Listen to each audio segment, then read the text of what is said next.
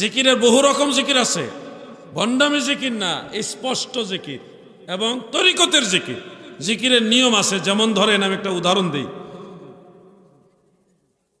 লা ইলাহা ইল্লাল্লাহ, এই জিকিরটা দুই ভাবে করা যায়। যেমন অর্ধেকটা আওয়াজ হয়, অর্ধেকটা আওয়াজ হবে না, নিঃশ্বাস টানার সময় ইল্লাল্লাহ ইল্লাল্লাহ, সবাই শুনবে আমি ইল্লাল্লাহ বলতেছি, কিন্তু নিঃশ্বাস টানার সময় আমি লা ইলাহা বলে ছাড়ার সময় বলছে ইল্লাল্লাহ। অথবা আরেকটা জিকির আছে, হো হো হো, টানতে আল্লাহ, ছাড়তে হো, অথবা আল্লাহ আল্লাহ। মানে এই যে প্রত্যেকটা নিঃশ্বাস আপনার কাজে লাগতেছে, মানে নিঃশ্বাস ছাড়ার সময় এটাও বাদ যাইতেছে না, নিঃশ্বাস টানার সময় এটাও বাদ যাচ্ছে না, হর দম হর নিঃশ্বাস আল্লাহর জিকিরে কাজে লাগতেছে। মারহাবা বলেন। কিন্তু আপনি জিকির যদি আরো নজর করেন, যেগুলি এমন হয়, এটা কি, এটা তো কিছুই হয়েছে না, এগুলি করবেন না। যেটা কোনোই হয় না, আল্লাহ হয় না, অন্তত হু শব্দটাও যদি হয়, যে হু, হা জমির দিয়ে আপনি আল্লাহকে বুঝাইছেন, ওটাও জিকিরের অন্তর্ভুক্ত হবে, কারণ হা জমির দিয়ে আল্লাহকে বোঝায়। কিন্তু আপনি হুও বললেন না, আল্লাহও বললেন না, টানতে আল্লাহ ছাড়তে হু ওটাও বললেন না, কিছুই হইল না। ফেরেশতা তো চিন্তা করবে আপনি কি উচ্চারণ করছেন, তাই না? এজন্য জিকিরের ব্যাপারে হক্কানি পীর মাশায়েখ যেভাবে শিখায় ওইভাবে করবেন। পীর মাশায়েখরা সঠিকটাই শিখায়, কিন্তু আমরা মুরিদদের মধ্যে কিছু আছে বেশি পণ্ডিত, আর এগুলি বিকৃত বানাই ফেলি। কথা বুঝতে পারছেন?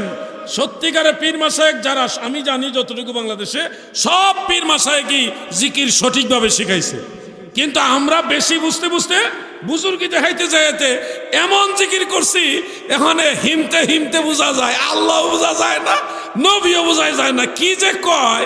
ফেরেশতা চিন্তা করে এটা কি লিখবো। এগুলি করবেন না। জিকির আল্লাহর জিকির আল্লাহর জন্য করবেন। সোনাকান্দা দরবারে গিয়ে দেখেন কি সুন্দর সবাই মিলে, আমি দেখলাম 4 জরি জিকির হচ্ছে। 4 জরি জিকির কেমনে? সবাই একসাথে মিলে আল্লাহ আল্লাহ আল্লাহ আল্লাহ, মানে 4 বার এক নিঃশ্বাসে আল্লাহ জিকির করা। আল্লাহ আল্লাহ আল্লাহ আল্লাহ আল্লাহ আল্লাহ আল্লাহ আল্লাহ। শুনেন, একবার সোনাকান্দা দরবারে যাবেন, অন্যান্য দরবারও যাবেন, আমি যা বোঝানোর জন্য বলছি। সোনাকান্দা দরবারে গিয়ে এই জিকিরটা শুধু দেখবেন, একটু দাঁড়ায় দেখবেন, লক্ষ লক্ষ মানুষ একসাথে যখন আল্লাহু আল্লাহু আল্লাহু আল্লাহ বলে ডাকতেছে, তখন আপনার হৃদয়ের মধ্যে কি একটা প্রশান্তি লাগে, জিকির শুনলেই দেখবেন। সোনাকান্দা দরবার এমন একটা দরবার, এখানে কোনো ভণ্ডামির জায়গা নাই। কথা ঠিক কিনা ভাই আমার? ওখানে কোনো ভণ্ডামির জায়গা নাই, ওখানে গিয়ে মাজারে সেজদা দেওয়ার সুযোগ নাই। খবরদার, আমি আপনাদের বলে যাচ্ছি, আল্লাহ ছাড়া কাউকে সেজদা দিবেন না। নাকি মুরব্বীরা? সেজদার একমাত্র মালিক কে? আওয়াজ দিয়ে বলেন কে? একমাত্র সেজদার মালিক আল্লাহ। আল্লাহ ছাড়ার কাউকে সেজদা দিব না। যুবক ভাইরা, তোমরা আমার সাথে ওয়াদা করো, সেজদা আল্লাহ ছাড়া কাউকে দিব। এই যুবকরা কথা বলো, সেজদার একমাত্র মালিক কে? আমি মুরব্বীদের চাইছি না, যুবকরা বলো, বলেন সেজদার একমাত্র মালিক কে? যুবক ভাইরা সবাই বলেন সেজদার একমাত্র মালিক কে? কোন পীর সাহেব যদি বলে সেজদা আমাকে দিতে পারবা, ওই পীর বাদ দিয়ে দেন। ওই পীর পীর না, এটা আপনারা জাহান্নামে নেওয়ার জন্য আসছে। আমি হক কথা বলি, আমি হক কথা বলতে পারি, এটা আমার আল্লাহর দয়া। সত্য কথা যদি আমি না বলি আমার বিপদ হবে। আমি আপনাকে বলবো, পীর মুর্শিদের কদম বসি করবেন। কদম বসি করা জায়েজ আছে, সুন্নতে সাহাবা, কিন্তু সেজদা করবেন না। কদম বসি কেমন? যেমন আপনার মা আসেনি আপনাদের? মা বিছানায় শুয়ে আছে, তো আপনি বিকাল বেলায় বা রাতের বেলায় বা সুবিধা মতো সময়ে মায়ের পা যেখানে ওখানে গিয়ে বসবেন।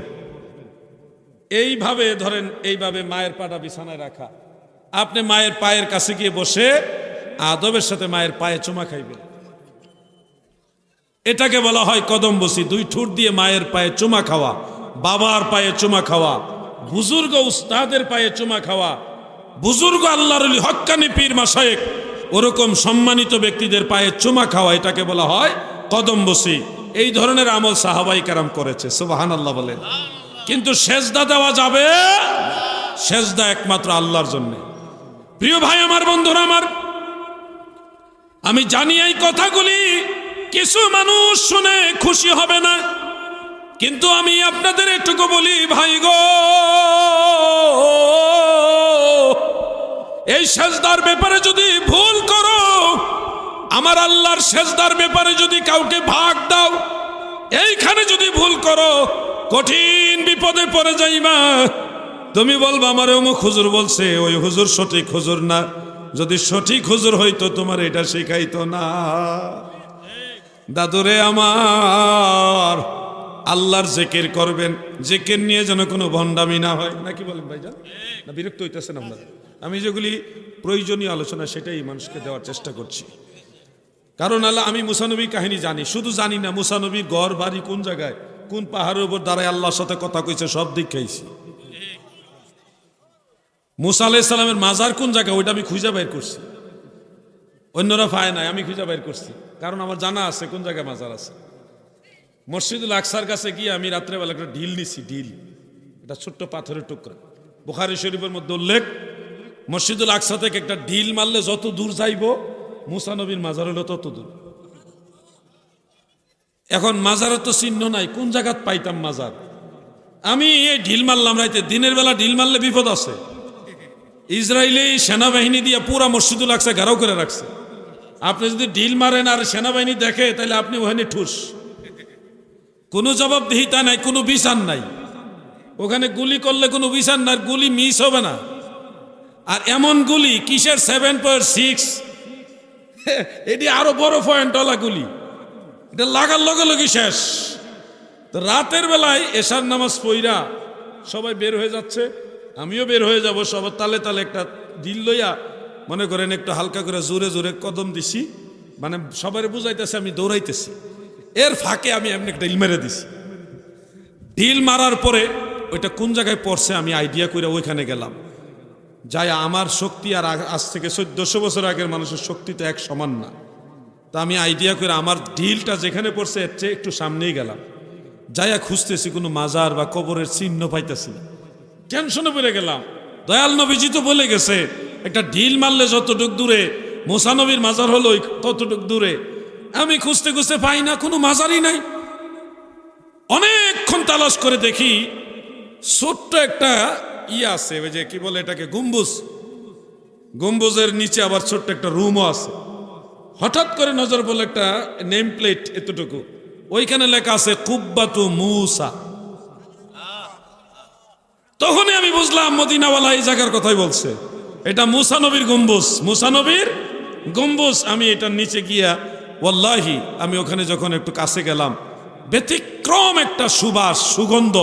সে আল আম্বিয়াউ আহইয়াউন ফি কুবুরিহিম ইউসাল্লুন। আল্লাহর রাসূল বলেন, সমস্ত নবীরা মাজার শরীফে সশরীরে জিন্দা, তিনারা মাজারের ভিতরে নামাজ আদায় করে। এই হাদিস অনুযায়ী মুসা নবী নিঃসন্দেহে এই মাজারে রয়েছে, তিনি জিন্দা আছে, তিনি নামাজ আদায় করতেছেন। এই জন্যে আলাদা যে সুন্দর সুবাস সুগন্ধ পাচ্ছি, এটা আর কারো সুগন্ধ নয় রে, এটা আল্লাহর পয়গম্বর মুসা আলাইহিস সালামের সুগন্ধি। আমি মুসা নবীর কাহিনী জানি ভাই, সঠিক কাহিনীটা জানি।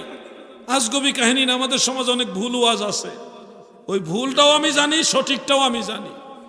আপনারা ভুল ওয়াজ শুনে আবার সুবহানাল্লাহ বলেন, এটাও আমি জানি। কথা বুঝতে পারছেন? কিন্তু আমি ভুলটা বলবো না, আমি সঠিকটাই বলবো। তবে একটা উদাহরণ দেই, সুবহানাল্লাহ কিন্তু আন্তাজি কইেন না। হযরতে সুলাইমান আলাইহিস সালাম আল্লাহ তাআলাকে বললেন, আল্লাহ, আমার বড় ইচ্ছা হয়, আমাকে যদি অনুমতি দিতেন এই দুনিয়ায়, এই সৃষ্টি জগতে দুনিয়ায় যা আছে সবাইকে আমি একবেলা মেহমানদারি করব, একবেলা খাবার দিব। আল্লাহ তাআলা বলে, নবী সুলাইমান রে, তুমি পারবা না, তুমি পারবা না। সুলাইমান নবী কয়, আল্লাহ একবার অনুমতি দিয়া দেখেন না, আমি চেষ্টা করি। আল্লাহ কই পারবা না। সুলাইমান নবী কয় আল্লাহ একবার অনুমতি দেন, আমি পারবো। এইভাবে খালি বারবার বলতেছে, কিন্তু আল্লাহ তাআলা বারবার নিষেধ করা সত্ত্বেও সুলাইমান নবীকে বললেন ঠিক আছে তুমি চেষ্টা করে দেখো। সুলাইমান আলাইহিস সালাম 6 মাস লাগাইয়া, কয় মাস? 6 মাস লাগাইয়া খাবার রান্না করছে, এবং যত জিন যত ভূত আছে দেবদেবী আছে সবাইকে দিয়া খাবার রান্না করাইছে 6 মাস। কয় মাস রান্না করার পরে কাকে খাওয়াবে? আল্লাহ তাআলা বলল আমার একটা মাছ আছে, আগে মাছটা দিয়ে শুরু করো, তিমি মাছ। সুলাইমান নবী ডাক দিছে, তিমি মাছ আইছে। মাছ আইসা কয় খাবার দেন। আল্লাহ নবী সুলাইমান আলাইহিস সালাম তিনি খাবার 6 মাসে যা রানছে সব একটার পর একটা দিতেছে দিতে দিতে 6 মাসের রান্না করা সব খাবার ওই এক মাসেই খেয়ে ফেলছে। ওই যে সুবহানাল্লাহ কইলেছে, সুবহানাল্লাহ পাওয়া গেছে। কেন বললাম সুবহানাল্লাহ বললেন না? এটা টোটাল মিথ্যা ওয়াজ। রান্না করা খাবার মাসে খায়? 6 মাস আগে রান্না করছে এই খাবার, 6 মাস কোনো ফ্রিজ ছাড়া কেমনে ঠিক রইল? কেউ ওয়াজ যে মিশা এটা তো এখানে বোঝা যাইতেছে। 6 মাসের আগের রান্না করা খাবার 6 মাস কোনো ফ্রিজ ছাড়া কেমনে রইল? যদি বলেন যে আল্লাহ এই জায়গাটারে ফ্রিজ বানাই দিছে, তাহলে এখানে মানুষ বাস করলো কেমনে? পশু পাখি কীট পতঙ্গে সব মারা যাওয়ার কথা। তো এখন বিষয়টা হলো রান্না করা খাবারও মাসে খায় না, আর 6 মাসের খাবার এক মাসে খাইয়াই কয় আমার পেট পড়ছে না, আরো খাবার দেন। এরপরে সুলাইমান আলাইহিস সালাম শর্মিন্দা হইল, আল্লাহ আসলে ঠিক আছে, আমনে ছাড়া কেউ জগৎবাসী রিজিকের ফয়সালা করতে পারবে না। এই যে একটা ওয়াজ, এটা কিন্তু আপনারা শুনছেন জীবনে, অনেকে হয়তো বলছেনও, কিন্তু এটা আর বলবেন না। যেই বক্তা ওয়াজ করে তাকে পার্সোনাল বলে দিবেন এটা মিথ্যা ওয়াজ, কেননা এটা আল্লাহর নবীর সম্মানকে ক্ষুণ্ণ করে, সম্মানকে হানি করে। কারণ কোন নবী কখনো রিজিকের দায়িত্ব নিবে না। রিজিকের দায়িত্ব একমাত্র আল্লাহর। বলেন রিজিকের দায়িত্ব কার? আল্লাহর দায়িত্ব বান্দা বা আল্লাহর কোন নবী নিবে এই চিন্তাটাই নবীর ব্যাপারে করা যাবে না। যেখানে আল্লাহ বলতেছে তুমি পারবা না, সেখানে উনি বলতেছে আমি চেষ্টা করব। আল্লাহ না করার পরে একজন নবী হয়ে বলবে আমি চেষ্টা করব, এটা কখনো কোনো নবীর শান হইতে পারে না। মিথ্যা ওয়াজের পিছনে এগুলি বোঝা যায়। এটা হলো আমি বুঝাইতেছি আপনাদেরকে যে আমি অনেক কাহিনী যদি রস লাগায় বলি আপনারা সুবহানাল্লাহ কয়ে বন্যা বহাই দিবেন, কিন্তু আমি মিথ্যাটা বলবো না আপনাদেরকে। আমি সত্য সঠিক তথ্যগুলি আপনাদের সামনে তুলে ধরবো, যেন কবরের জগৎ আখেরাতের জগৎটা আপনাদের সহজ হয়। আল্লাহ যেন আমাদের সবাইকে দিন বুঝার তৌফিক দেন। বলেন আমিন। সবাই বলেন আমিন। সোনাকান্দা দরবারের জিকির এবং অন্যান্য দরবারের জিকিরও হক, সব দরবারের জিকিরই হক। কিছু মুরিদানরা জিকিরগুলি নষ্ট করে দেয়। ও আমার ভাইরা, আল্লাহ যদি বাঁচায় আগামী ফেব্রুয়ারি মাসের 26 এবং 27, ফেব্রুয়ারি মাসের 26 এবং 27 এই 2 দিন সোনাকান্দা দরবারে বার্ষিক মাহফিল, ইসালে সব মাহফিল, আপনাদের দাওয়াত যাবেন এবং অন্যান্য দরবারও যাবেন। আমরা এক পীরের মুরিদ হইয়া আরেক পীরের মুরিদকে যেন এনকার না করি, অসম্মান না করি। আমরা সব পীরের মুরিদানরা এক। বলেন আমরা সব সুন্নি পীরের মুরিদানরা কি এক? বলবেন সুন্নি বললাম কেন? সুন্নি বলার একটা কারণ আছে। প্রথম পরিচয় আমরা মুসলমান, প্রথম পরিচয় আমরা কি? এখন যদি আমাকে কেউ প্রশ্ন করে আপনি মুসলমান হইলেন কেন, আমার উত্তর হবে সৃষ্টিকর্তা যিনি সমগ্র সৃষ্টি জগতের খালিক, তিনি বলেছেন ইন্নাদ-দীনা ইনদাল্লাহিল ইসলাম। আল্লাহ তাআলার কাছে একমাত্র মনোনীত ধর্ম হলো ইসলাম। আরো কত ধর্ম আছে, ওগুলি আমার আল্লাহর কাছে গ্রান্টেড না, আমার আল্লাহর কাছে মনোনীত না। মহান আল্লাহ তাআলার কাছে একমাত্র মনোনীত ধর্ম হলো ইসলাম। অতএব ইসলাম যারা মানে তারা হলো মুসলমান। তারা কি? মুসলমান। এই জন্য আমি মুসলমান হইলাম। মুসলমান হওয়ার পরে খবর পাইলাম আল্লাহ রসুল সাল্লাল্লাহু আলাইহি ওয়াসাল্লাম বলেন মুসলমানদের মাঝে ৭৩ দল হবে, এর মধ্যে ৭২ দল জাহান্নামে, 1 দল জান্নাতে। বললাম নি আবার টেনশনে? কি টেনশন নাই নাকি? যেই দল ৭৩টা সবাই কিন্তু মুসলমান। সবাই কি মুসলমান? খেয়াল করে শুনবেন কথাগুলো। ৭৩ দলের সবাই বলবে আমরা মুসলমান, কিন্তু সবাই জান্নাতে যাবে না। কুল্লুহুম ফিন্নার, সবাই জাহান্নামী হবে, ইল্লা মিল্লাতান ওয়াহিদা, শুধুমাত্র একটা দল জান্নাতে যাবে। আমার নবীজি সেই একটা দলের পরিচয় দিয়েছেন, ইন্নাহুম আহলুস সুন্নাতি ওয়াল জামাত। যেই একটা দল জান্নাতে যাবে, আল্লাহ রসুল বলেছে ওই একটা দলের নাম হবে আহলে সুন্নাত ওয়াল জামাত। তাহলে আমাকে জান্নাতে যেতে হলে, মুসলমান হওয়া অবস্থায় জান্নাতে যেতে হলে আমাকে সুন্নি হওয়া লাগবে। কথাটা কি বুঝছেননি আপনারা? শুধু মুসলমান কিন্তু আহলে সুন্নাত ওয়াল জামাত আপনি গ্রহণ করেন নাই, ওই ৭২ দলের যে কোনো একটার সাথে চলতেছেন, বাবাজি আপনার ঠিকানা কিন্তু জান্নাত হবে না। বিভ্রান্তির মধ্যে পড়ে ওই মুসলমানদের ৭২ দলের মুসলমানদের সাথে যদি চলেন, তাদের সাথে যদি মিল রাখেন, তাহলে চলতে চলতে আপনার ঠিকানা তাদের সাথে জাহান্নামে হয়ে যাবে। আর যদি আপনি মুসলমান হয়ে জান্নাতে যেতে চান, মুসলমান হয়ে জান্নাতে যাওয়ার দল একটা, কয়টা? সে একটা দলের নাম আহলে সুন্নাত ওয়াল জামাত। এই জন্য বলছি ভাই আমার, সুন্নি মুসলমান, কারণ সুন্নি মুসলমান ছাড়াও আরো বহু মুসলমান আছে। কি নাই ভাইজান? আরব জাহানে শিয়া মুসলমান আছে না, শিয়া মুসলিম আছে, আর অন্য অনেক দল আছে। আপনি দেখবেন সারা ওয়ার্ল্ডে অনেক প্রকার মুসলমান, মুসলমানদের অনেক গ্রুপ। এর মধ্যে একটা গ্রুপ সবচেয়ে বেশি আছে, সবচেয়ে বেশি পরিমাণ একটা গ্রুপ, যেই গ্রুপটার মধ্যে ইমাম আবু হানিফা ছিল, ইমাম মালিক, ইমাম শাফি, ইমাম আহমদ ছিল, ইমাম বুখারী মুসলিম ছিল, ইমাম তিরমিজি, আবু দাউদ, নাসাই, ইবনে মাজাহ ছিল। যেই এক গ্রুপের মধ্যে ইমাম গৌসে পাক আব্দুল কাদের জিলানী ছিল, খাজা মঈনুদ্দিন চিশতি ছিল, খাজা বাহাউদ্দিন নকশবন্দ মুজাদ্দিদ আল ফিসানি ছিল, বাবা শাহজালাল শাহপরান, সব আল্লাহর আউলিয়ারা যে একটা দলে ছিল, সেই একটা দলে সোনাকান্দা, ফুরফুরা, সারসিনা, ফুলতলি, মাসলাকে আলা হযরত আছে। সেই একটা দলের নাম হলো আহলে সুন্নাত ওয়াল জামাত। সেই সুন্নি জামাতেই আমরা আছি, আছি না নাই?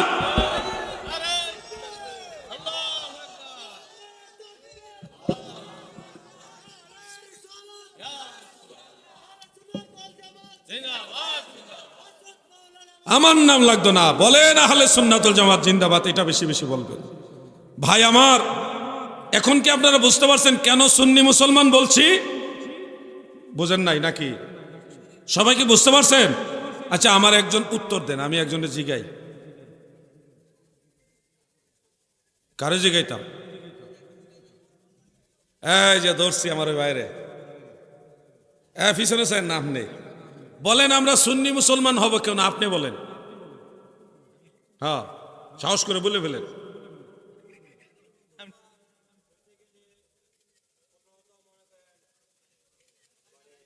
আচ্ছা বুঝছি, আপনি বুঝাইতে চাইতেছেন যেটা ওরা মানে এতগুলি মানুষের সামনে হঠাৎ করে বলছি।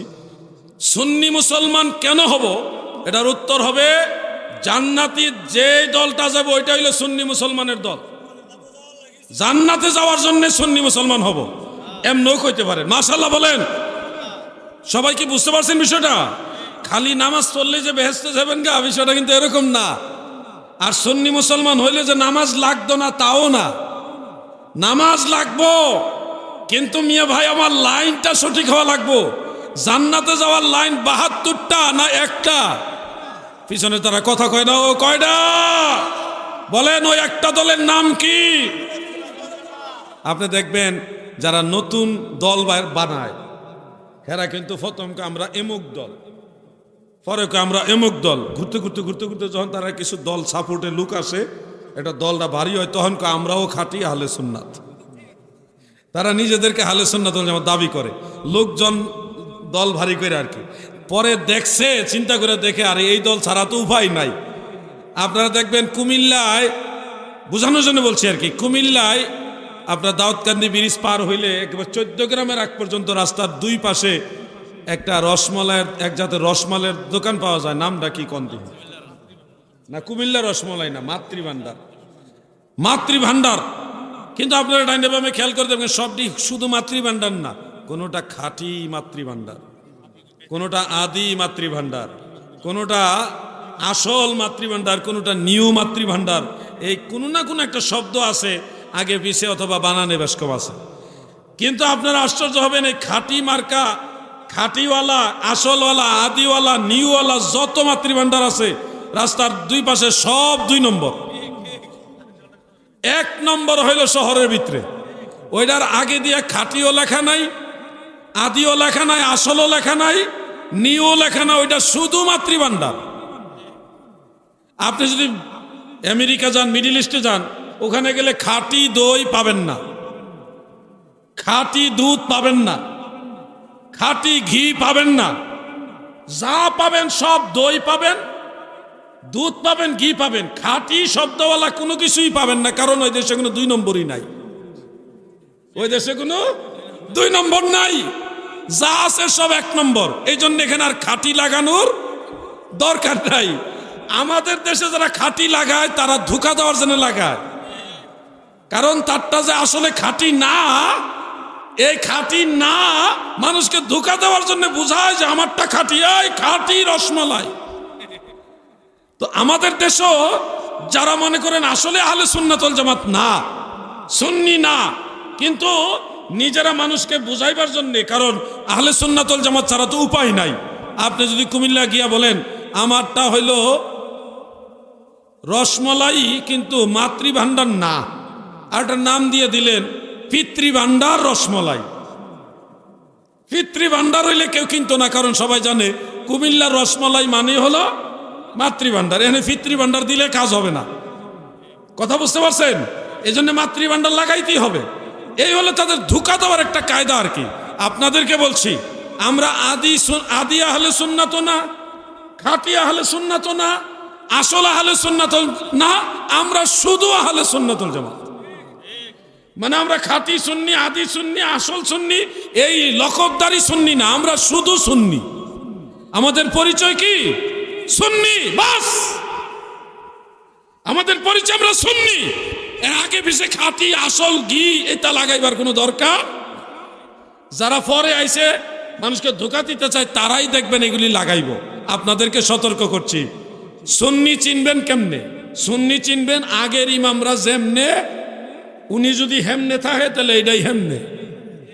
ওই যে ওয়াজের শুরুটা একবারে বলছিলাম, ইহদিনাস সিরাতাল মুস্তাকিম সিরাতাল্লাযীনা আন'আমতা আলাইহিম।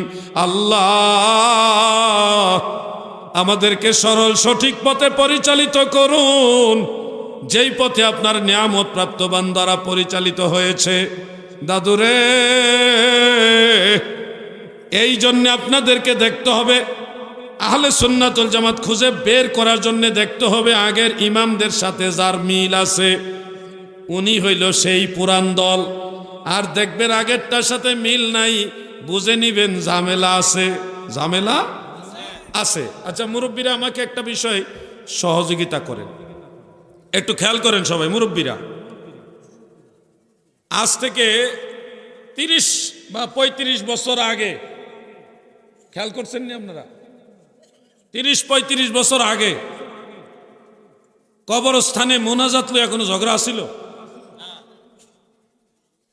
মুরব্বীরা দিক কথা কন না। ও লাশ দাফন করার পরে মোনাজাত কোন দিকে করবেন এটা নিয়ে কোনো ঝগড়া আসিল? কিন্তু এখন আসেনি।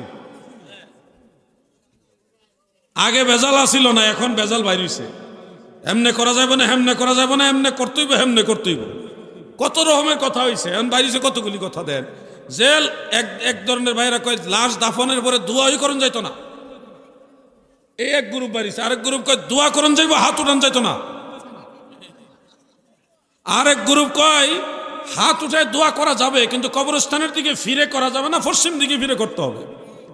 কতটা দল বাইরেছে দেখছেন। আগে কি ঝামেলাগুলি আসিল? মুরব্বীরা, বাবারা বলেন, আগে ঝামেলাগুলি ছিল? কোরআন আপনাকে বলছে সেই পূর্বশ্বরী নিয়ামত প্রাপ্ত বান্দারা যেদিকে আপনারা চলবেন সেদিকে নতুন মানি ভেজাল। নতুন মানি কি? ভেজাল। আমি আপনাদের বলে যাচ্ছি, মানুষ মারা গেলে তাদের লাশ দাফনের পরে মাইয়াতের জন্যে সূরা ফাতিহা, সূরা ইখলাস, বিভিন্ন দোয়া দরুদ পরে দোয়া করবেন। কবরস্থানের দিকে ফিরেই দোয়া করবেন, হাত তুলে দোয়া করবেন, সবাই মিলে করবেন। এখন কেউ যদি বলে না করা যাবে না, বিদআত হবে, আপনারা ঝগড়া না কইরা এলাকায় যেমন আমি আজকে আইছি না, আল্লাহ যদি কোনোদিন আবার অন্য জায়গায় কোথাও আনায়, যিনি দ্বিমত পোষণ করবে ওনাকে সম্মানের সাথে গাড়ি ভাড়া দিয়ে আমার কাছে নিয়ে আসবেন। আমি ওনার সাথে ঝগড়া মারামারি করব না, আমি ওনার সাথে বসে চা পান খাবো আর কথা বলবো, ওনার কথাগুলি শুনবো। যদি দেখি ওনার কথাগুলি কোরআন হাদিসের বাইরে, আমি ওনাকে দলিল দিয়ে বুঝাই দিব, ঝগড়া করব না। এইটুকু পারতেন না আপনারা? যে কলা গাছের ডাগা বেড়া হইলে না আনতে হবে, মারামারি সংঘাতের জন্য না। যেহেতু একটা বিষয় বিতর্ক হবে, বন্ধ করে দিতে চাইবে, সেহেতু উনি হয় আমার বুঝাবে, নাইলে উনি বুঝবে। কথা কি বুঝতে পারছেন? আমরা ঝগড়া সংঘাত চাই না, কিন্তু মা বাবা ময় মুরব্বীর জন্য দোয়া করতে চাই। সেই দোয়া আপনি বন্ধ করে দিবেন আর আমরা চুপচাপ মেনে নিব, এটা তো হতে পারে না। আজকে মনে রাখবেন, হযরতে রাসূল আকরাম সাল্লাল্লাহু আলাইহি ওয়াসাল্লাম আমাদের প্রিয় নবীজি লাশ দাফন করার পরে 2 হাত তুলে দোয়া করেছে। এটা মুসনাদু বাজ্জারে হযরত আব্দুল্লাহ ইবনে মাসউদ রাদিয়াল্লাহু আনহু থেকে সহিহ সনদে বর্ণিত। এখন আপনারা বলেন, নবীজি যদি লাশ দাফন করে দোয়া করে হাত তুলে, তাহলে এটা জায়েজ না না জায়েজ? সবাই বলেন জায়েজ না না জায়েজ? আমার নবী যেই দিকে, আমরাও থাকবো সেই দিকে। এখন কেউ যদি বলে জায়েজ নাই, তাদের উপর আমাদের কোনো গালাগালি ধমকাধমকি কিছুই নাই। শুধু বলবো, ভাই আমার, আপনি যে বললেন লাশ দাফনের পরে হাত তুলে দোয়া নাই, এটার দলিলটা কি? নাকি কিতাবুল আন্দাজ? কিতাবুল আন্দাজ অনেক বড় কিতাব নাকি? কোরআন হাদিস লাগে না, আন্দাজি কইলি হয় আর কি, এটার নাম দিয়েছি আমি কিতাবুল আন্দাজ। ভাই আমার, আরেকটা ঝগড়া হয়, মোনাজাতটা কি কবরের দিকে ফিরে হবে নাকি পশ্চিম দিকে ফিরে হবে, এটা নিয়ে একটা ইখতিলাফ হয় কিনা ভাই? আজকে মনে রাখবেন, হানাফি মাযহাবের রায়, আমি জানি আমার আলোচনা অনেক কওমি আলেম ভাইরা শুনতেছেন, মাদ্রাসার ছাত্ররা শুনতেছেন, টুপিটা চেঞ্জ করে আইছেন, আশেপাশে ঘুরতেছেন, ওয়াজ শুনতেছেন, আমি দেখতেছি, কিন্তু দেখছি কিছু লোক। এটা অন্যায় না, এটা আইব না, এটা ভালো, আলোচনা শোনা দরকার আছে। শুনুন ভাই, আপনারাও হানাফি মাযহাব মানেন, আমরাও হানাফি মাযহাব মানি। আমরা হানাফি মাযহাবের বড় একজন ব্যারিস্টার হলো ইমাম মোল্লা আলী কারি রহমাতুল্লাহ আলাইহি, যিনি ইমামুল হারামাইন, কাবা ঘরেরও ইমাম, মসজিদ নববীরও ইমাম, 2 হারামের ইমাম। সুবহানাল্লাহ বলেন। ইমাম মোল্লা আলী কারি রহমাতুল্লাহ আলাইহি তিনি মিশকাতের সরা মিরকাতের মধ্যে পরিষ্কার উল্লেখ করেছেন, মানুষ মারা গেলে লাশ দাফনের পরে কিংবা জিয়ারতকালে, ওই জিয়ারতকালে মৃত ব্যক্তির কবরস্থানের দিকে ফিরে জিয়ারত করা এবং কবরস্থানের দিকে ফিরে দোয়া করা, এটাই হলো জিয়ারতের সুন্নত তরিকা। ফতোয়াবাজি নয়, আমল করতে হবে। আপনি যদি বলেন না আমি পশ্চিম দিকে করবো, তাও করেন, যান, তাও ঝগড়া করেন না। পশ্চিম দিকে ফিরে, স্থানের দিকে ফিরে দোয়া করলে তাকে বাধা দেওয়া যাবে না। কেন যাবে না? আমি একটা হাদিস শরীফ আপনাদের শোনাই। আন ইবনে আব্বাস রাদিয়াল্লাহু তাআলা আনহুমা قال مر النبي صلى الله عليه وسلم على المقابر فأقبل عليهم بوجهه فقال السلام عليكم يا أهل القبور يغفر الله لنا ولكم أنتم سلفنا ونحن بالأثر رواه الترمذي। হযরত ইবনে আব্বাস বলেন, আল্লাহর রাসূল কবরস্থানের পাশ দিয়ে যাওয়ার সময় কবরবাসীর দিকে চেহারা ঘোরালেন, এরপরে প্রথমে কবরবাসীকে সালাম দিয়েছেন, এরপরে দোয়া করেছেন, ইয়াগফিরুল্লাহু লানা ওয়া লাকুম। কবরবাসীর জন্য সালাম এবং দোয়া দুটাই আল্লাহর নবী কবরস্থানের দিকে ফিরে করেছেন। জানতে চাই, চর আমলা এলাকার মুমিন মুসলমান, বেলাবো থানার মুসলমান, আপনারা বলুন, আল্লাহর রাসূল যেহেতু কবরস্থানের দিকে ফিরে জিয়ারত করেছেন, সেহেতু কবরস্থানের দিকে ফিরে জিয়ারত করা জায়েজ না না জায়েজ? এখন যদি কেউ না জায়েজ কয়, তাহলে তার দলিল লাগতো না? আন্দাজি কইলইব যে না জায়েজ, পাইকারি ফতোয়া চলবে। আপনারা দোয়া করবেন, কবরবাসীর কাছে দোয়া করবেন, যত বেশি কবরবাসীর জন্য দোয়া করবেন। দোয়া করলে দোয়া পাবেন, দোয়া করলে দোয়া পাবেন। প্রিয় ভাই আমার, আমি আমার আলমকে যতটুকু সম্ভব হয়েছে আলোচনার সামনে নিয়ে আসছি। প্রায় 12:15 বাজে। আমি আরও 10 থেকে 15 মিনিট সময় আলোচনা করব, কিন্তু পাহাড় আমলাবো এই এলাকায় আমি মনে হয় আসি নাই, নাকি এলাকায় আসি নাই। তো সেই সুবাদে আমি একটা অফার দিব আপনাদেরকে। অফার হলো, যুবক ভাইদেরকে বিশেষ করে অফারটা দিলাম। এই অফার অন্যরা দেয় না, দিবে না, হাতে গোনা কয়েকজন ছাড়া। আমি অফার দিলাম যে তোমাদের প্রশ্নগুলো আজকে সরাসরি বলবা ধর্ম সম্পর্কে। আমাকে ফিজিক্সের আর কেমিস্ট্রির সূত্র জিগেলে পারতাম না। ধর্ম সম্পর্কে মাসআলা মাসাইল যেগুলি মানুষের শিক্ষণীয়, এখানে বলবা। ভাই, আমি চলে গেলে এই সমাজে কোনো ফিতনা তৈরি করবা না, এটা আমার অনুরোধ। আমি সবাইকে উন্মুক্ত সুযোগ দিলাম, আনলিমিটেড নয়। যে কোনো 3 জনকে আমি সুযোগ দেব, যে কোনো 3 জন, আনলিমিটেড নয়, একটা লিমিট করে দিলাম। তবে যুবক ভাইরা, তোমাদের কাছে অনুরোধ, শুধু প্রশ্ন যেন প্রশ্নের জন্য না হয়, এটা যেন শিক্ষার জন্য হয়, আমলের জন্য হয়। আমার এখানে মূল টার্গেট হলো মানুষকে আমল শিক্ষা দেওয়া, ধর্মের দিকে নিয়ে যাওয়া। এই সুযোগটা আমি দিলাম। প্রশ্ন যারা করার ইচ্ছুক, আপনারা মঞ্চের কাছাকাছি আসেন। আমি সুযোগ দিব 3 জনকে, স্টেজের কাছাকাছি আসেন, এবং ওই সময়টা দিলাম, আসার জন্য একটু সময় দিলাম। আসেন, এই সময়টা একটু জিকির করে আল্লাহ আল্লাহ আল্লাহ আল্লাহ আল্লাহ আল্লাহ আল্লাহ বলবো। বসেন, 2 জন একসাথে বসেন, আমি বলবো আল্লাহ আল্লাহ আল্লাহ। আরেকজন লাগবে, আল্লাহ আল্লাহ আল্লাহ। অবুঝ মন আমার ডুবল বেলা দেখনার চাহিয়া, আল্লাহ আল্লাহ। সবাই পর পারের ডাক পড়িলে, মরণের ডাক পড়িলে পার হবি তুই কি লইয়া, ডুবল বেলা দেখনা চাহিয়া, আল্লাহ আল্লাহ আল্লাহ। অবুঝ মন আমার ডুবল বেলা দেখনার চাহিয়া, আল্লাহ আল্লাহ আল্লাহ আল্লাহ।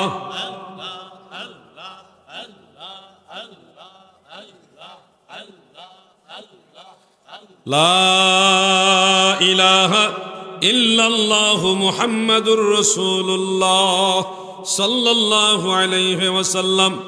3 জন প্রশ্নকারী আমরা পেয়ে গেছি। এর আগে একটা ঘোষণা দিতে চাই।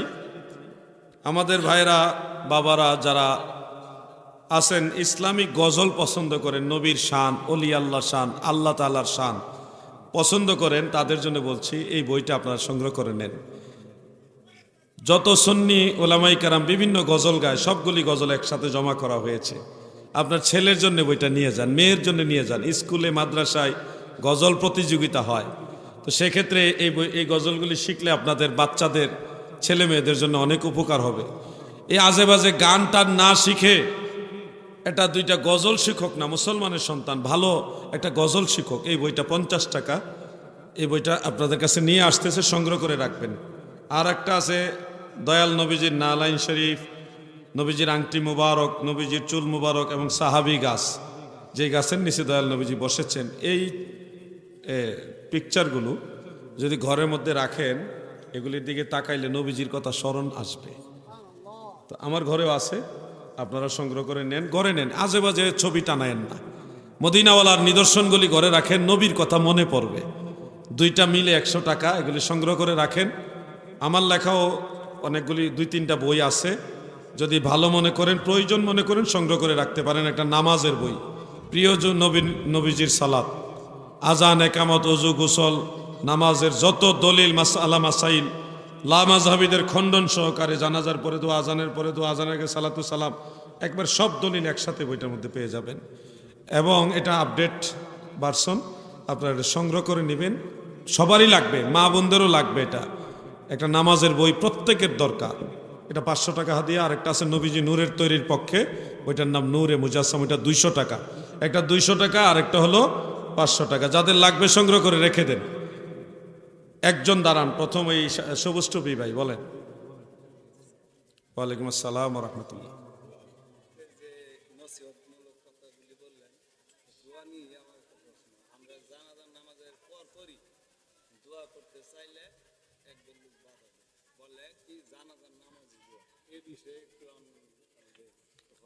ধন্যবাদ। প্রশ্নটা উনি কি প্রশ্ন করছে পিছনে বাইরে হয়তো শুনেননি। ওনার প্রশ্নটা আমি রিপিট করছি আপনাদের শোনানোর জন্য, খেয়াল করেন।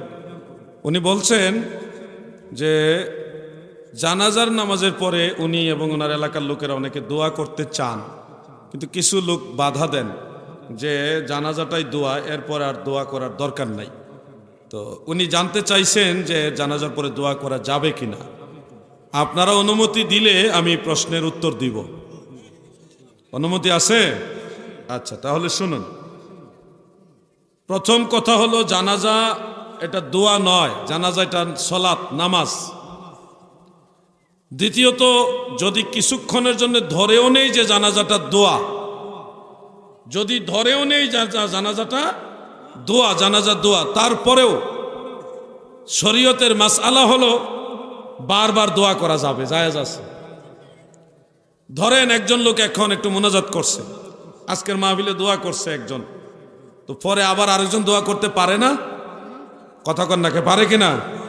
একবারের জায়গায় দুইবার দোয়া করা ইসলামী শরীয়তে নিষেধ নাই, দুইবারের জায়গায় তিনবার দোয়া করা নিষেধ নাই। অতএব জানাজা যদি দোয়াও ধরি, তাও তো জানাজার পরে দোয়া করা নিষিদ্ধ প্রমাণিত হয় না, কারণ দোয়ার পরে দোয়া করা ইসলামে নিষেধ না।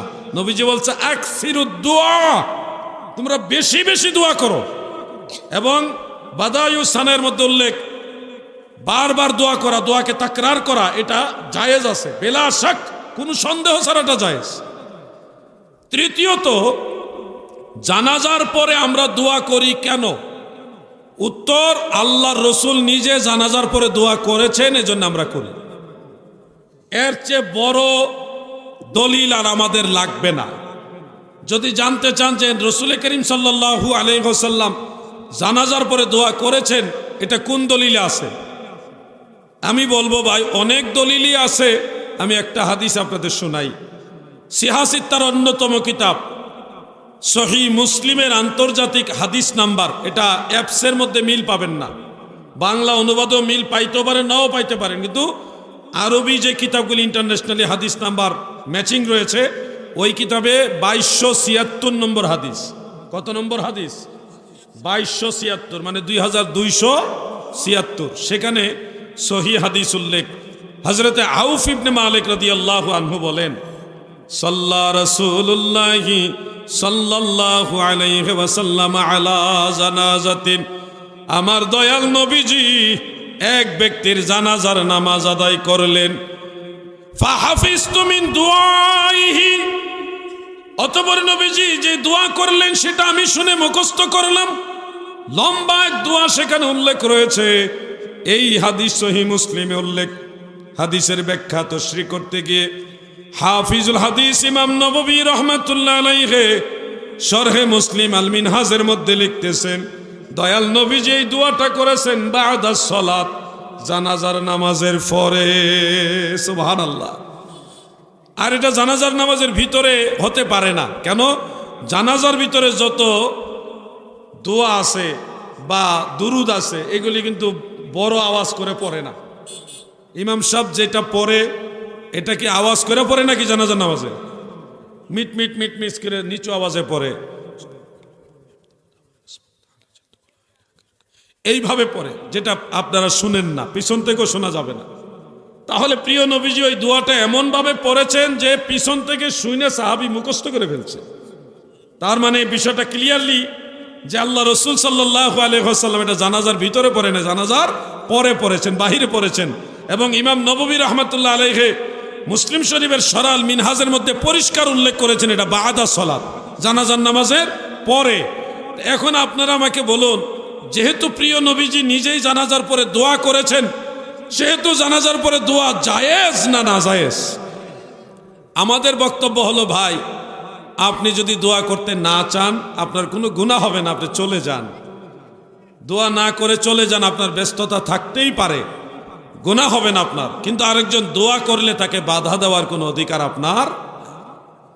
আপনি হানাফি মাযহাব দেখাবেন, আমি বলবো ভাই হানাফি মাযহাবের কয়টা মাসালা আপনি জানেন? জানাজার পরে দোয়া সংক্রান্ত হানাফি মাযহাবের 2 ধরনের মাসালা আছে। ফতোয়ায়ে বাহরুর রাইকের মধ্যে উল্লেখ, লা ইয়াদউ বা'দা তাসলিমে ওয়া আনিল ফাদলি লা বা'সা বিহি।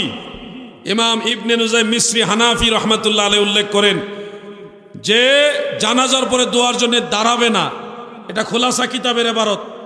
আর ওয়া আনিল ফাদলি লা বা'সা বিহি, ইমাম ফাদলি রহমাতুল্লাহ আলাইহি রেফারেন্সে ইমাম ইবনে নুজাইম মিসরি হানাফি রহমাতুল্লাহ আলাইহি বলেন জানাজার পরে দোয়া করা কোনো অসুবিধা নাই, জায়েজ আছে। সুবহানাল্লাহ বলেন। এই জন্য বলবো বাড়াবাড়ি নয়, দোয়া করতে না চাইলে চলে যান, আরেকজন দোয়া করলে তাকে বাধা দিয়েন না, কিন্তু লাশ নিয়ে টানাটানি ঝগড়া করা যাবে না। আল্লাহ তাআলা আমাদের বুঝার তৌফিক দেন, বলেন আমিন। এবার দ্বিতীয় কে আসছিলেন? না না, আপনি আসেন নাই, আপনি পরে।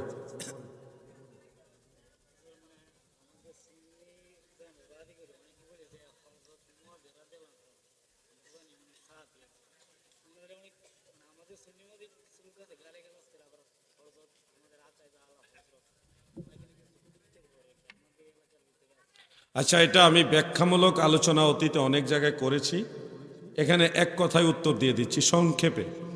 ওনার প্রশ্নটা হলো যে আমরা সুন্নি, আমরা তো জানি সাহাবীদের সমালোচনা করা যাবে না, তো সেই হিসাবে হযরত মুআবিয়া রাদিয়াল্লাহু আনহুকে কি গালাগালি করব নাকি সাহাবী মানব, এটাই ওনার প্রশ্ন।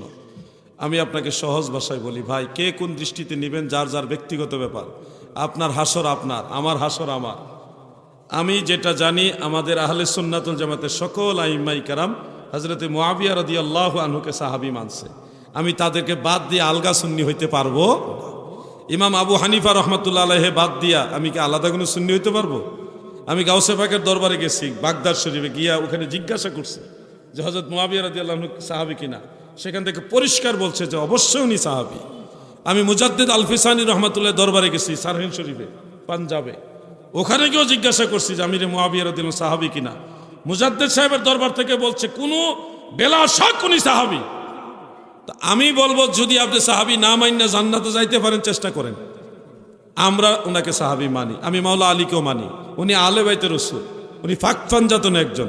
ওনার মর্যাদা আমিরে মুআবিয়া রাদিয়াল্লাহু আনহুর চেয়ে অনেক বড়, তুলনাই দেওয়া যাবে না। কিন্তু মর্যাদা সমান না হলেও একজন আদনা দরজার সাহাবীকেও অসম্মান করার কোনো সুযোগ নাই। ভাইরে, আমি আলাউদ্দিন জেহাদি বলছি, যারা সমালোচনা করছেন তারাও কেমন আলেম আমি জানি, আপনারা সাথে একটু হইলো ভালো জানি। শুধু এটুকু বলবো, জুয়ারে ঘা ভাসাবেন না। আপনি ওনার সমালোচনা করছেন, বলছেন যুদ্ধ করছে মাওলা আলীর সাথে। আপনি জানেন মাওলা আলী রাদিয়াল্লাহু আনহু ওয়া নাওয়ারাল্লাহু মারকাদা, উনি নিজে বলছে যারা আমিরে মুআবিয়ার সাথে যুদ্ধ করছে তারাও জান্নাতে যাবে, যারা আমার সাথে যুদ্ধ করছে তারাও জান্নাতে যাবে। এখন কি কইবেন, মাওলা আলীকে মানেন না? উনি তো বলছে, সমাধান দিয়ে গেছে, মাঝখানে গালাগালি কইরা আপনি বিপদে পড়বেন। এর চেয়ে ভালো আপনি আহলে বাইতকে ভালোবাসেন, আহলে বাইতে রাসূল পাক পাঞ্জাতন নিয়ে বেশি বেশি আলোচনা করেন, এটা আপনার জন্য বুদ্ধিমানের কাজ হবে। পাক পাঞ্জাতন নিয়ে বেশি বেশি আলোচনা করেন, এটা ইবাদত, ইমানের অংশ। পাক পাঞ্জাতন ইমানের অংশ, এটা নিয়ে আলোচনা করেন। কিন্তু কোনো সাহাবী নিয়ে সমালোচনা করার কোনো দরকার নাই। আল্লাহ আমাদের বোঝার তৌফিক দেন, আমিন। না সিরিয়াল আছে, আন্দাজি খালি নিলে হইতো না। ওয়ালাইকুম সালাম।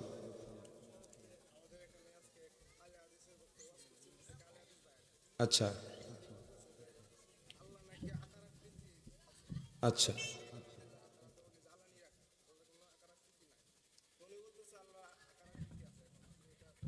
ধন্যবাদ আপনাকে, অসংখ্য ধন্যবাদ একটা গুরুত্বপূর্ণ প্রশ্ন অবতারণা করার জন্যে। একজন আহলে হাদিস বক্তা দাবি করেছেন, আলোচনা করেছেন যে আল্লাহর আকার আছে, আকার আকৃতি আছে, কিন্তু আহলে সুন্নাতুল জামাত বলে আল্লাহর আকার আকৃতি নাই, আল্লাহ নিরাকার বা আকারের চেয়ে ঊর্ধ্বে। তো এই দুইটা কথার মধ্যে কোনটা সঠিক আমার এই যুবক ভাই জানতে চেয়েছেন। নিঃসন্দেহে আল্লাহ তাআলাকে আকার আকৃতি বিশিষ্ট বলা যাবে না, এবং বললে ঈমান থাকবে না। কেন ঈমান থাকবে না? আকার জিনিসটা হলো মাখলুক, আকার বা সুরত এই জিনিসটা হলো মাখলুক, আর আল্লাহ হলো খালেক। আল্লাহ কি? খালেক। শিরিক কাকে বলে? সৃষ্টির সাথে স্রষ্টাকে যখন আপনি তুলনা দিবেন, মিশাবেন, মিলিয়ে নিবেন, তখনই তো শিরিক হয়। তো আকার আকৃতি এই জিনিসটাই হলো সৃষ্টি, আর আল্লাহ হলো স্রষ্টা। তাহলে সৃষ্টি কখনো স্রষ্টা হতে পারে না, স্রষ্টা কখনো সৃষ্টি হতে পারে না। যত আকার আছে, যত আকৃতি আছে, যত সুরত আছে, এগুলির স্রষ্টা হলো আল্লাহ। আকার বলতে যা কিছু আছে, আকৃতি বলতে যা কিছু আছে, সুরত বলতে যা কিছু আছে, সব কিছুর স্রষ্টা হলো আল্লাহ। দলিল কি? দলিল কোরআন। দলিল কোরআন। আপনারা এটা পারেন, এই আয়াতটা আপনারা অনেকে পারেন। সূরা হাসরের শেষ আয়াত, হুয়াল্লাহুল খালিকুল বারিউল মুসাউবিরু লাহুল আসমাউল হুসনা। এখানে আল্লাহর একটা নাম আছে, হুয়াল্লাহুল খালিকুল বারিউল মুসাউবির। মুসাউবির মানে হলো আকার আকৃতি দানকারী, আকার আকৃতি দাতা। এই নামটা কোরআন শরীফে 4 জায়গাত আছে। আল্লাহর এই নাম কোরআন শরীফে 4 জায়গাত আছে। তার মানে যত আকার আছে এগুলির স্রষ্টা হলো আল্লাহ। তা স্রষ্টাকে সৃষ্টির সাথে মিশানো যাবে? হ্যাঁ। উনাদের প্রশ্ন হলো, কোরআনে হাদিসে বিভিন্ন জায়গায় আল্লাহর হাতের কথা আসছে, আল্লাহর চেহারার কথা আছে, হ্যাঁ, আল্লাহর চোখের কথা আসছে ইত্যাদি। এই যে আল্লাহর সুরতের কথা আসছে, এই হলো ওনাদের প্রশ্ন, যে কোরআন হাদিসে তো আল্লাহর আকৃতির কথাগুলি উল্লেখ আছে। এখানে গিয়েই ওনাদের আমাদের ডিস্টেন্সটা হয়। আপনি দেখবেন সেই সাহাবাই কারাম, তাবিগণ, তাবে তাবিগণ, যুগের যত যত ইমাম আছে, সবাই বলেছে যেখানে ইয়াদুল্লাহ, আল্লাহর হাত, আল্লাহর পা, আল্লাহর চেহারা এগুলি বলা হয়েছে, এগুলি দ্বারা আল্লাহর সিফত বোঝানো হয়েছে। আল্লাহর কুদরত, সামাওয়াত, বাসারাত, আল্লাহর সিফত। সরাসরি আল্লাহর অংশ বোঝায়নি। যদি আপনি সরাসরি আল্লাহর অংশ বুঝান, তাহলে কোরআন দিয়ে আপনি কুফরি হয়ে যাবে। যেমন সূরা আর রহমানের মধ্যে একটা আয়াত আছে, কুল্লু মান আলাইহা ফান ওয়া ইয়াবকা ওয়াজহু রাব্বিকা যুল জালালি ওয়াল ইকরাম। সব কিছু ধ্বংস হয়ে যাবে। বাংলা অনুবাদ করলে অর্থ হবে শুধু আল্লাহর চেহারা অবশিষ্ট থাকবে। ওয়ায়াবকা ওয়াজহু, ওয়াজহুন মানে চেহারা। তাহলে আল্লাহর হাত, পা, পুরা বডি ধ্বংস হয়ে যাবে, শুধু চেহারা থাকবো কিয়ামতের সময়। নাউজুবিল্লাহ। এই জন্য কোরআনের যে আয়াতগুলি আল্লাহর চেহারা, আল্লাহর হাত, এই শব্দগুলি এসছে, আপনি যদি হুবহু অনুবাদ গ্রহণ করেন, তাহলে এই আয়াতের কি অর্থ? এরকম আরো অনেক আয়াত আছে। তো এগুলি হলো আল্লাহর সিফত বোঝানো হয়েছে। দাদু, কোরআন আমি যেমনে চাই এমনে বুঝলে হবে না। কোরআন নবীজি যেমনে বুঝাইছে অমনে বুঝতে হবে। আপনি যেমনে চান এমনে কোরআন বুঝলে হবে না।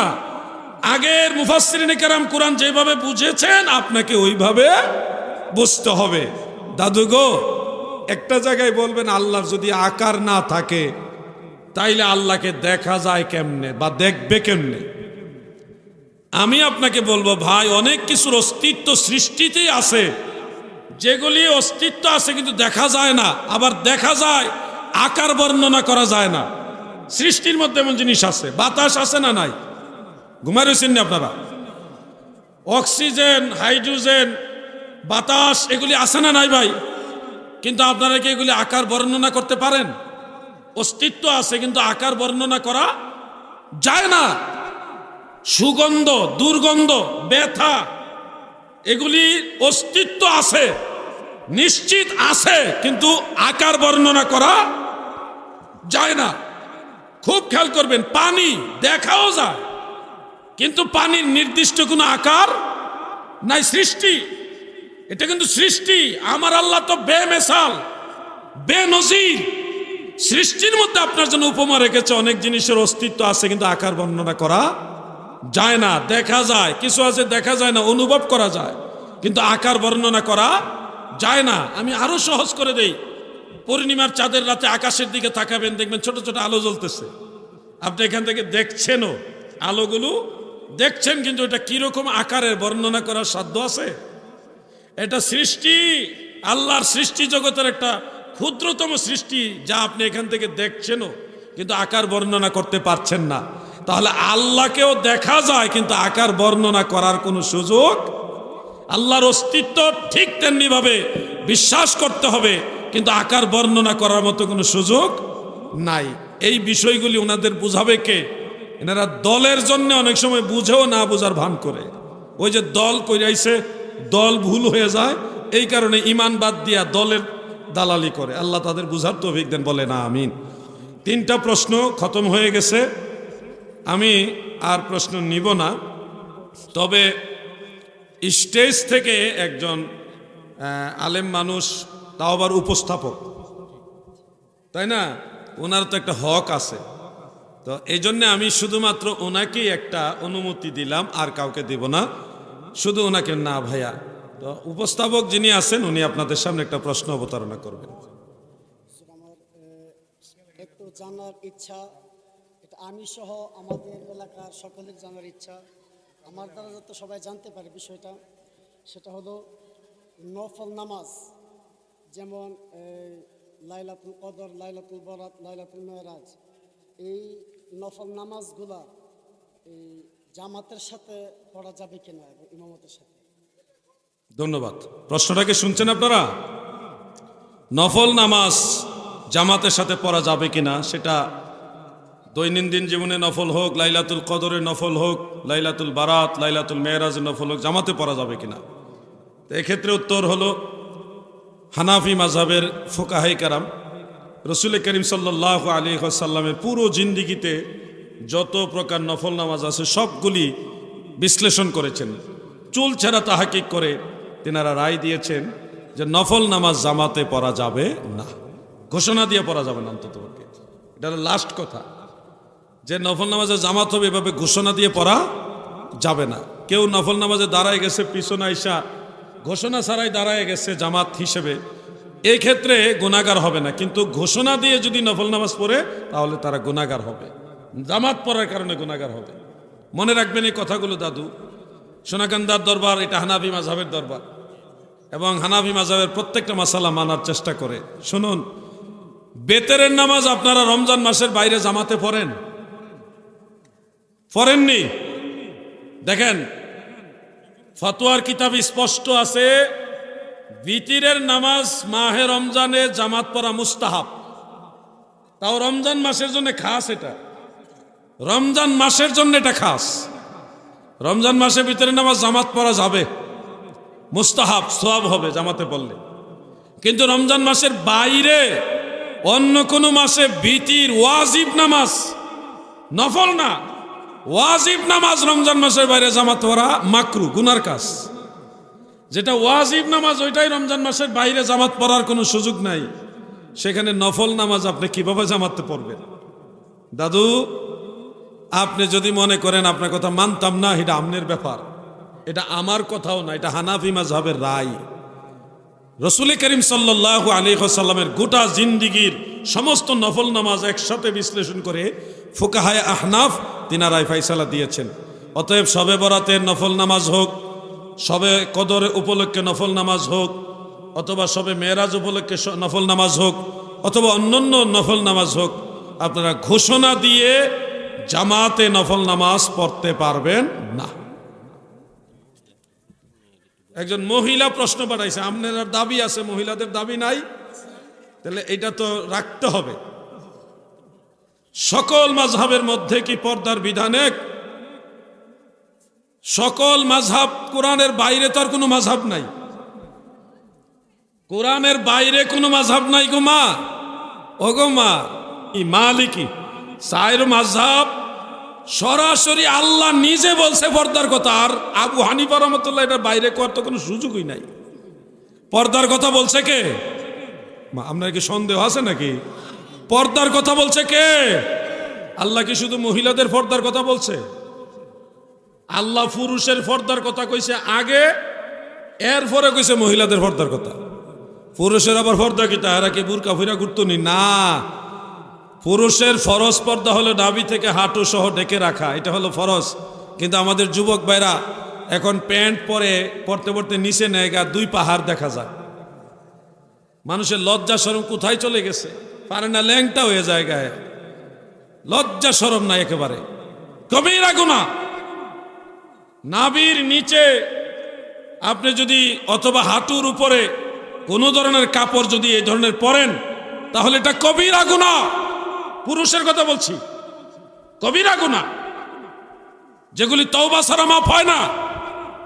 আর মা বোনদের মাথার চান্দি থেকে পায়ের তলা পর্যন্ত সর্বাঙ্গ ঢেকে রাখা, এটা হলো ফরজ। ওনারা চাইলে হানাফি মাযহাবে একটা হাদিসের উপরে রায় দিয়েছেন, মহিলা মা বোনরা চাইলে মুখমণ্ডল, হাতের এই কবজি আর পায়ের পাতা প্রয়োজনে এটা এইটুকু জায়গা খুলতে পারবেন। গোটা আরব জাহানের মা যারা আছেন তেনারা এই মুখমণ্ডল, হাত এবং পায়ের পাতা এটা খুলে রাখেন, আবার অনেক সময় ঢেকেও রাখেন। আমি দেখে আসছি, ফিলিস্তিনে দেখছি, জর্ডানে দেখছি, মিশরও এরকম আছে, তারপরে ইরাকে দেখেছি, সৌদি আরবে দেখেছি, আর অনেক রাষ্ট্রে মুসলিম কান্ট্রিগুলিতে এইভাবে হয়। মহিলারা প্রয়োজনে মুখমণ্ডল খুলে রাখেন, হাতের কবজিটা খুলে রাখেন এবং পায়ের পাতা খুলে রাখেন, বিনা প্রয়োজনে এগুলি ঢেকে রাখবেন, বিনা প্রয়োজনে এগুলি ঢেকে রাখবেন। এটা হলো মা বোনদের পর্দা। পর্দা মানে বুরকা না, মা বোনদের এই বিষয়টা জেনে রাখতে হবে। বুরকা পরা ফরজ না, পর্দা করা ফরজ। আপনি সেই পর্দা আমাদের বাংলাদেশে যে ডিজিটাল সিপা সাপা যে একেবারে বুরকা, এইটা দিয়ে যদি করেন হবে না। এমন বুরকা পরতে হবে যেটা পরলে স্বাভাবিক আপনার শরীরের অঙ্গ প্রত্যঙ্গ এগুলি ভেসে উঠবে না, বোঝা যাবে না, এরকম বুরকা। অতএব আপনাদের মনে রাখতে হবে, বুরকা পরা ফরজ না, পর্দা করা ফরজ। আপনার লজ্জাস্থান কাপড় দিয়ে ঢেকে রাখবেন, কি কাপড় দিয়ে ঢেকে রাখা যায় ওইটা হলো ফরজ। আল্লাহ যেন সবাইকে বোঝার তৌফিক দেন, আমিন। আজকের মতো আলোচনা এখানে শেষ।